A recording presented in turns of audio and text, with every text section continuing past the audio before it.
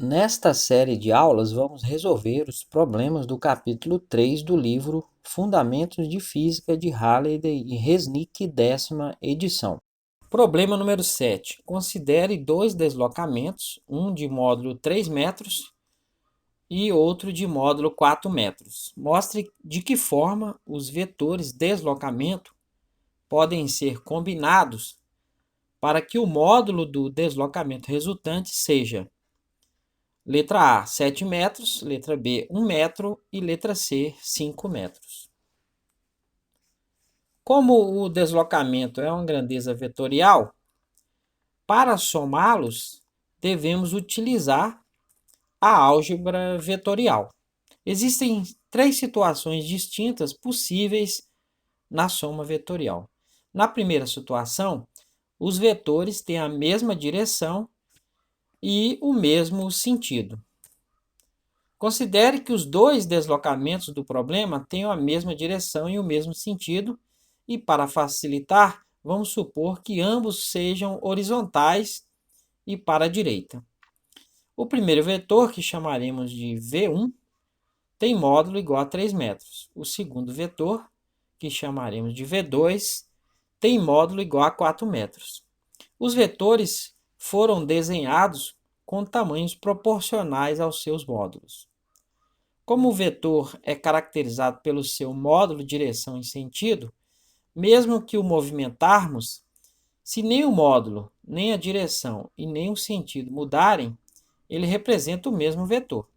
Se movimentarmos o segundo vetor de modo que ele comece onde termina o primeiro, o vetor resultante começa no início do primeiro e termina na extremidade do segundo.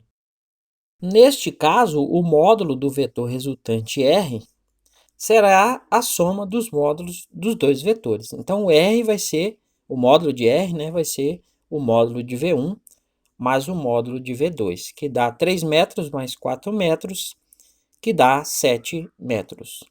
O vetor resultante terá a mesma direção e o mesmo sentido dos vetores originais. Mesmo que os vetores tivessem outra orientação, o procedimento seria o mesmo. Uma segunda situação, os vetores têm a mesma direção e sentidos contrários. Suponha que o primeiro vetor seja horizontal para a direita e o segundo seja horizontal para a esquerda.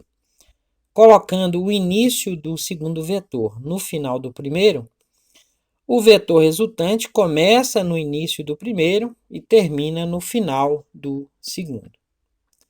O módulo do vetor resultante agora é igual à diferença do módulo do maior e o módulo do menor.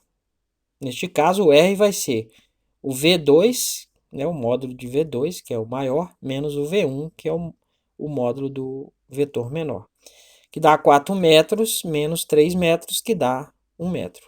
O vetor resultante terá a mesma direção dos vetores originais e o sentido será o sentido do vetor de maior módulo.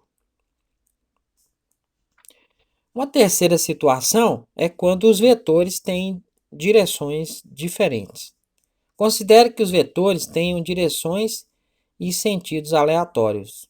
Para obter o vetor resultante, o procedimento é o mesmo. Colocamos o início de um dos vetores no final do outro. O vetor resultante começa no início do primeiro e termina no final do segundo. Quando o ângulo entre os vetores é diferente de 90 graus, o módulo do vetor resultante pode ser calculado utilizando a lei dos cossenos, né? Que o lado oposto ao ângulo, né? Nesse caso aí, o R ao quadrado, vai ser o quadrado de um dos lados, V1 ao quadrado, mais o quadrado do outro lado, V2 ao quadrado, menos duas vezes a medida de um lado, vezes a medida do outro lado, vezes o cosseno do ângulo. No caso particular em que o ângulo entre os vetores é igual a 90 graus, os três vetores formam um triângulo retângulo, cuja hipotenusa é igual ao módulo do vetor resultante. Neste caso, podemos determinar o valor do módulo do vetor resultante utilizando o teorema de Pitágoras, né? A hipotenusa ao quadrado, que é o módulo do vetor resultante, vai ser o quadrado de um dos catetos, que é o módulo de um dos vetores ao quadrado, mais o quadrado do outro cateto, que é o módulo do outro vetor elevado ao quadrado. Então, nesse caso aí, o r ao quadrado vai ser 3 metros elevado ao quadrado, né? O módulo do primeiro vetor ao quadrado, mais 4 metros elevado ao quadrado, que é o módulo do outro vetor. Então, r ao quadrado vai ser 3 metros elevado ao quadrado dá 9 metros quadrados, mais 4 metros elevado ao quadrado dá 16 metros quadrados. Então, r ao quadrado vai ser 9 metros quadrados mais 16 metros quadrados dá 25 metros quadrados. Extraindo a raiz quadrada dos dois lados, o r vai ser a raiz quadrada de 25 metros quadrados.